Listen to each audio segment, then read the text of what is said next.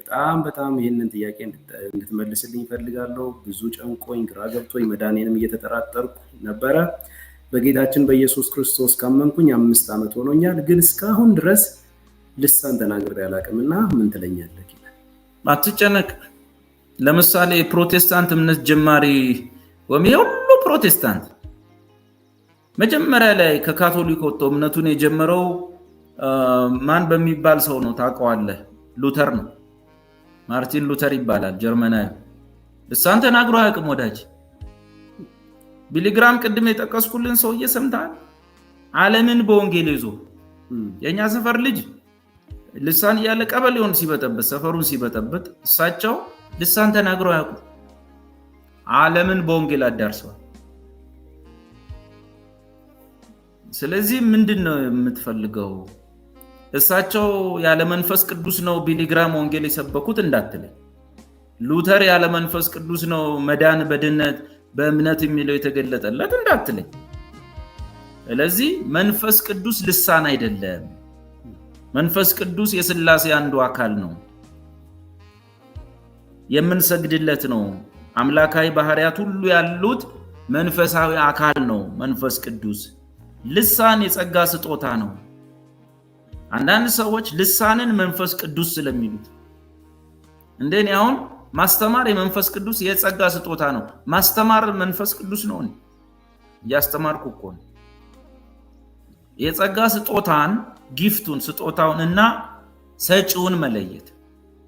መንፈስ ቅዱስ ሰጪውን፣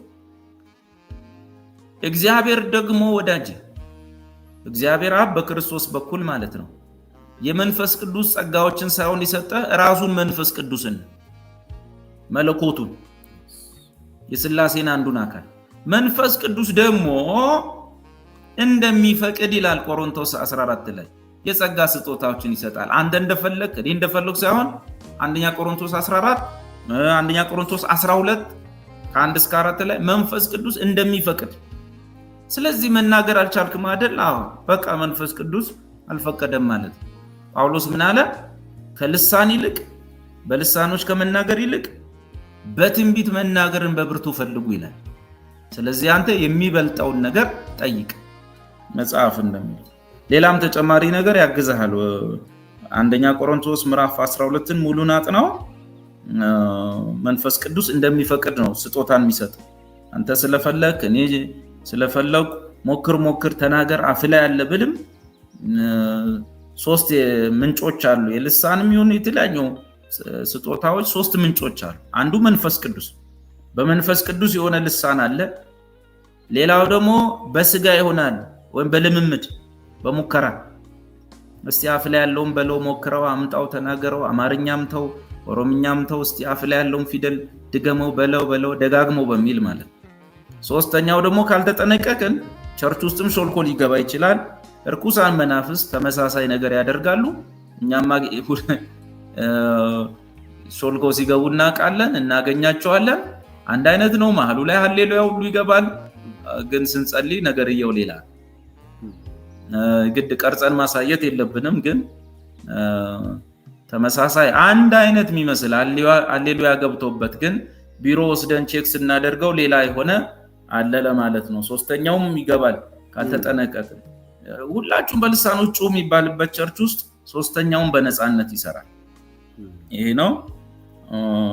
ሌላው አንደኛ ቆሮንቶስ 12 ቁጥር 28ንም ብዙ ጊዜ ማንበብ ባንፈልግም ብናነበው ጥሩ ነው። በአጭሩ ምንድነው የሚለው? ሁሉ ሐዋርያት ሊሆኑ አይችሉም፣ ሁሉም ነቢያት ሊሆኑ አይችሉም፣ ሁሉም አስተማሪዎች ሊሆኑ አይችሉም፣ ሁሉም ተአምራት ማድረግ አይችሉም፣ ሁሉም መፈወስ አይችሉም፣ ሁሉም በልዩ ልዩ ልሳኖች ሊናገሩ አይችሉም፣ ሁሉም በልሳኖች ሊናገሩ አይችሉም ይላል። እንግዲህ እኔ ንባቡን አንብቤያለሁ። አብራሪዎቹ ተርጓሚዎቹ ደግሞ ተርጉሞ ይንገሩ ያብራሩልን። እኔ ግን ንባቡን አንብቤያለሁ። ሁሉም በልሳኖች ሊናገሩ እንዴት ይችላሉ ብሎ ጳውሎስ ጠይቋል። የኔም ጥያቄ ነው። አይ ይሄኛው የነ ጳውሎስ አይነቱ ነው ማይተረጎመው ግን የሚባል ነገር አለ። እሱን በደንብ ማብራራት ችለው ቢያብራሩልን ጥሩ ነው። ባጭሩ ግን የሚበልጥ የጸጋ ስጦታ ፈልግ ጠያቂው። የሚበልጠው ልሳን ካልተተረጎመ ወደ አማርኛ ወደ አካባቢ ቋንቋ ካልተተረጎመ ማህበር አያንጽም። አንደኛ ቆሮንቶስ 14 በዛ ላይ ወንድሜ የጌታ ኢየሱስ ክርስቶስ ደቀ መዝሙር የመሆንህ መገለጫ ወይም ምልክቱ የጸጋ ስጦታ ሳይሆን የመንፈስ ቅዱስ ፍሬ። ስለዚህ ካሉት 20 ምናምን የጸጋ ስጦታዎች መካከል መንፈስ ቅዱስ አንዱን ሰጥቷል። አለ ጸጋ አለ። አንተ ጠያቂው የሚገርም ጸጋ ነው ያለ፣ ቤተክርስቲያንን የሚጠቅም አካሉን የሚያንጽ። ያ ሁሌም ደግሞ ሳላልፈው እዚህ አቅጣጫ ሳላልፈው ማልቀረው ነገር ኦንሊ ጂሰስ የሚባሉት ቤተ እምነቶች በስላሴ አያምኑ፣ በመንፈስ ቅዱስ ስጦታ አይደለም በራሱ በሰጪው በመንፈስ ቅዱስ አያምኑ።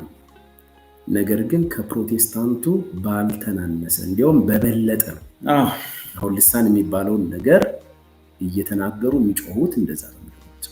ስለዚህ መንፈስ ቅዱስን የሰጣቸው እንዳትለኝ ይሄ ነው። ሐዋርያት ቸርች አፖስቶሊክ ቸርች የሚባለው በስላሴ አያምንም፣ መንፈስ ቅዱስ አለ ብሎ አያምንም። መንፈስ ቅዱስ ራሱ ኢየሱስ ነው፣ መንፈስ ቅዱስ የሚባል ፐርሰን የለም ብሎ የሚያምን፣ በልሳን በመናገር ደግሞ የኛን ወንጌላውያንን ሁሉ የሚበልጡ እነሱ ናቸው እስከሚገርም ድረስ ነው። ስለዚህ እንዴት ነው በመንፈስ ቅዱስ ነው የነሱ እንዴት ነው? እሱንም አብረው ቢመልሱልን የኛዎቹ ጥሩ ነው። አንድ አይነት ነው፣ ተመሳሳይ ነውና ነገርየው ግራ ያጋባል።